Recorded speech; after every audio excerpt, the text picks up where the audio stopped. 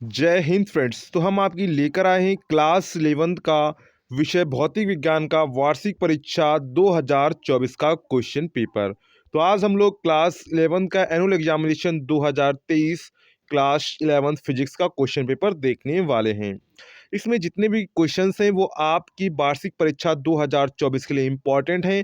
यही question paper, इस type का ही क्वेश्चन पेपर आपकी वार्षिक परीक्षा 2024 में आने वाला है। तो इसमें जितने भी क्वेश्चंस हैं वो आपकी वार्षिक परीक्षा 2023-24 के लिए इम्पॉर्टेंट हैं। तो आपको एक एक क्वेश्चन को अच्छे से देखना है और उन क्वेश्चंस को प्रॉपर तैयार कर लेना है। साथ में सभी क्वेश्चन पेपर के लिए आपको करना क्या होगा, अगर आपको सभी क्वेश्चन पेपर चाहिए तो आपको चैनल को सब्सक्राइब करना होगा, साथ में वीडियो को भी लाइक करना होगा।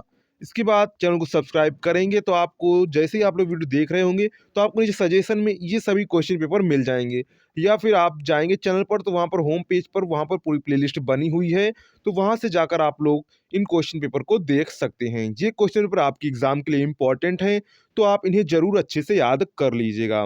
तो सबसे पहले हमको ऑब्जेक्टिव क्वेश्चन देखने को मिलते हैं। तो सबसे पहले हम लोग ऑब्जेक्टिव क्वेश्चंस देखेंगे। तो यहाँ पर क्या है, पृथ्वी के केंद्र पर किसी पिंड का भार है। तो पृथ्वी के केंद्र पर किसी पिंड का भार शून्य अनंत ध्रुवों से थोड़ा कम कोई नहीं।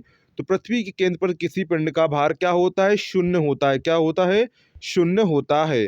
अब यहाँ पर नेक्स्ट क्वेश्चन हमको दिखता है, क्वेश्चन नंबर खा, एक ट्रक तथा कार की गतिज ऊर्जाएं समान हैं। यदि ट्रक का भार कार के भार का 16 गुना हो तो ट्रक तथा कार के समवेगों का अनुपात होगा। क्या पूछ रहा है, समवेगों का अनुपात होगा। तो यहाँ पर हमको पता है संवेग का सूत्र क्या होता है।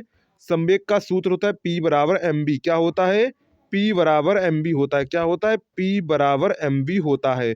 हमको क्या दिया गया, गतिज ऊर्जाएं समान दी गई। क्या दी गई हैं, गतिज ऊर्जाएं समान दी गई हैं। यानी गतिज ऊर्जा का सूत्र क्या होता है, गतिज ऊर्जा हाफ एम बी स्क्वायर। क्या होता है, हाफ एम बी स्क्वायर होता है। क्या होता है, हाफ एम बी स्क्वायर होता है। तो इन्हीं से हम लोग सॉल्व करेंगे तो यहाँ पर हमारा आंसर क्या आ जाएगा।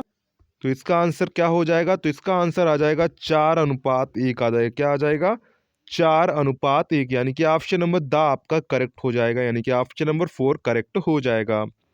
नेक्स्ट है, यदि m द्रव्यमान की एक वस्तु पर एक बल F तथा समय t तक कार्य करे तो बल का आवेग होगा। क्या होगा, बल का आवेग होगा। तो बल का आवेग का सूत्र क्या होता है, बल गुणे समय अंतराल यानी कि डेल्टा टी। तो F डेल्टा टी हो जाएगा। क्या हो जाएगा, F डेल्टा टी। तो यहाँ पर आंसर कौन सा करेक्ट हो जाएगा, तो यहाँ आंसर बा वाला आपका करेक्ट हो जाएगा, F डेल्टा टी।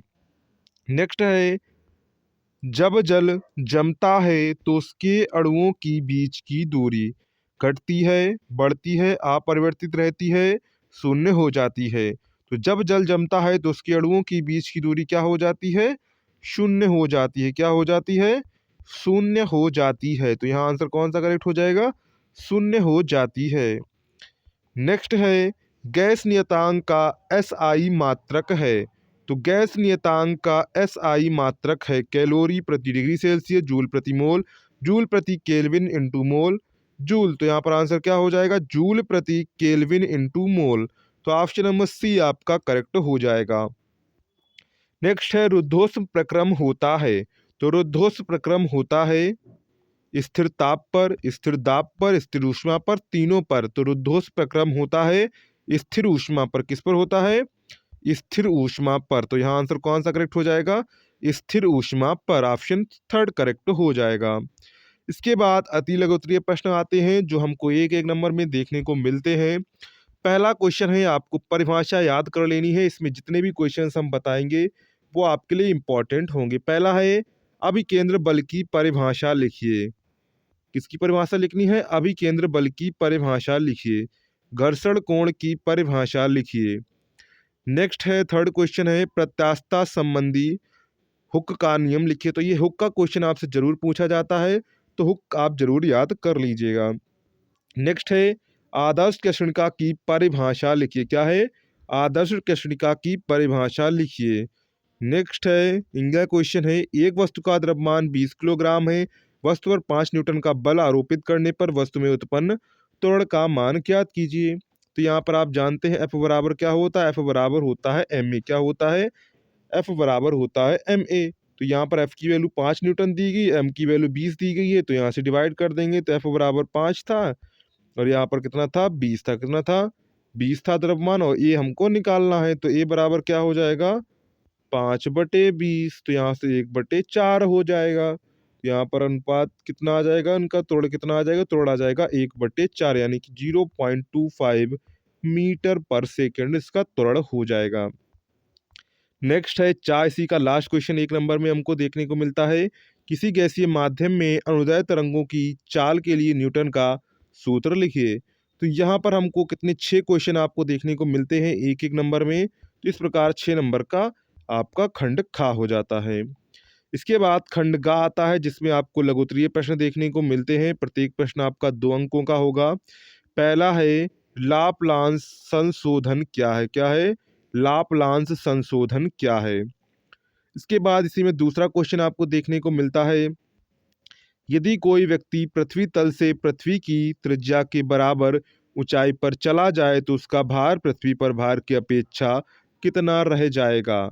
ये आपको बताना है, यदि कोई व्यक्ति पृथ्वी तल से पृथ्वी की त्रिज्या के बराबर ऊंचाई पर चला जाए तो उसका भार पृथ्वी की भार की अपेक्षा कितना रह जाएगा, ये आपको बताना है।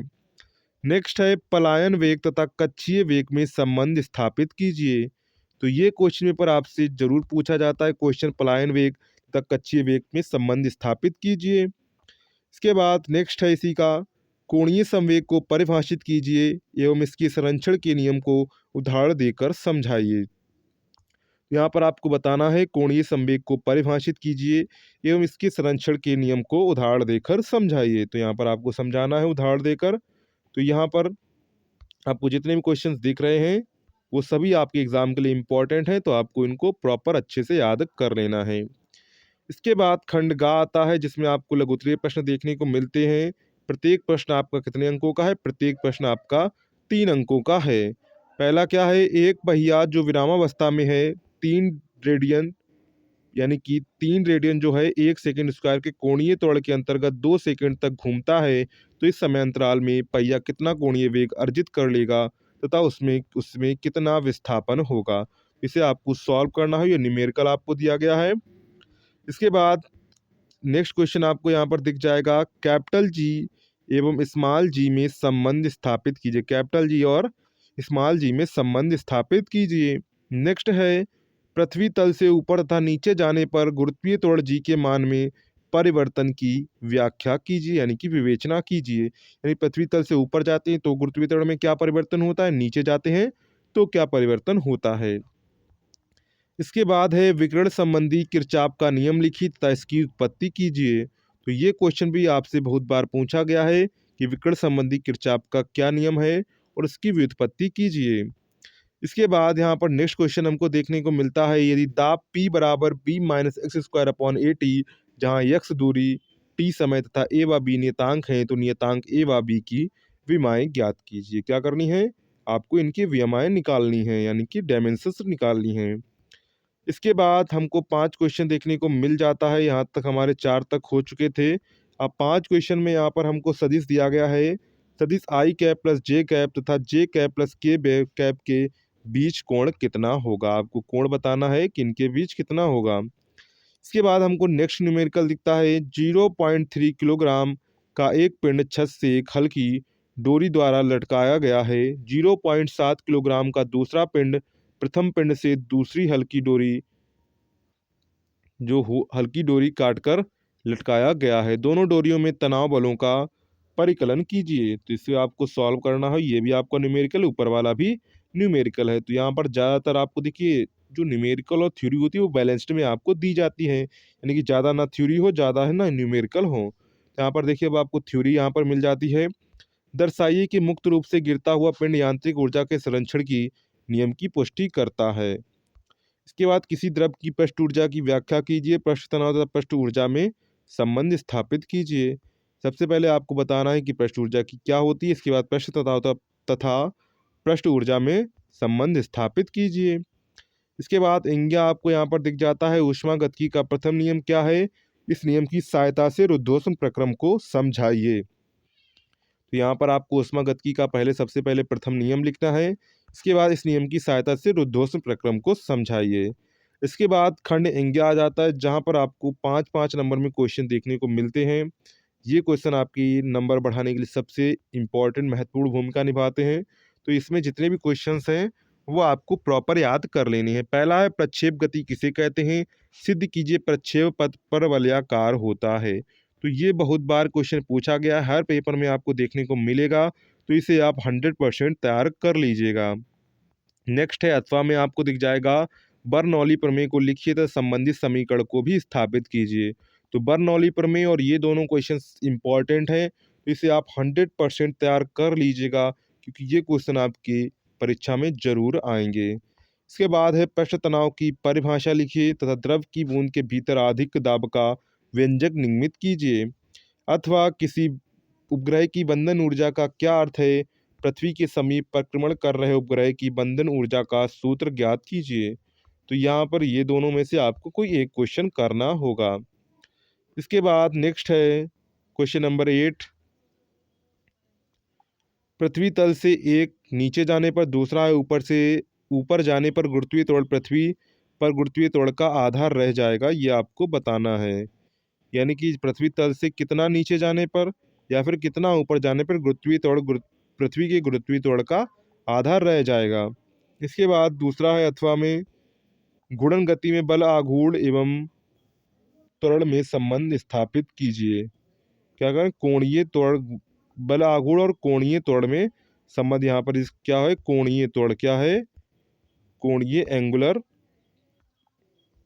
क्या है? एंगुलर एक्लरेशन। त्वरण को क्या कहते हैं? एंगुलर एक्लरेशन। घूर्णन गति में बल आघूर्ण और कोणीय त्वरण में संबंध स्थापित कीजिए।